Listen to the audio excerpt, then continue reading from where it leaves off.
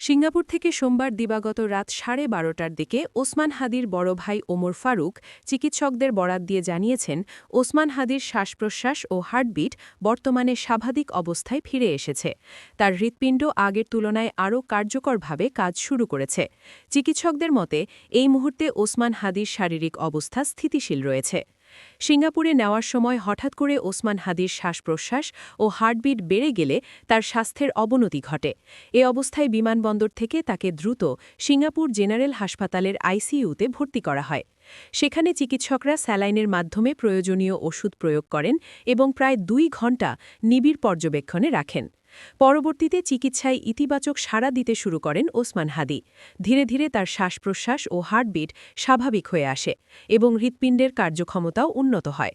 ওসমান হাদির শারীরিক অবস্থা স্থিতিশীল হওয়ার পর সোমবার দিবাগত রাতেই তার জন্য অত্যন্ত প্রয়োজনীয় সকল স্বাস্থ্যগত পরীক্ষা সম্পন্ন করা হয়, যা বাংলাদেশ সময় রাত 2টো পর্যন্ত চলে। বর্তমানে তাকে হাসপাতালের বিশেষায়িত আইসিইউতে রাখা হয়েছে। সোমবার রাত থেকে মঙ্গলবার দুপুর পর্যন্ত চিকিৎসকরা তাকে নিবিড় পর্যবেক্ষণে রাখবেন। এদিকে ওসমান হাদির উন্নত চিকিৎসা নিশ্চিত করতে হাসপাতাল কর্তৃপক্ষ ইতোমধ্যে একটি বিশেষায়িত মেডিকেল টিম গঠন করেছে। মঙ্গলবার দুপুরে এই মেডিকেল টিম তার সকল পরীক্ষার রিপোর্ট পর্যালোচনা করে পরবর্তী চিকিৎসা কার্যক্রম শুরু করবে।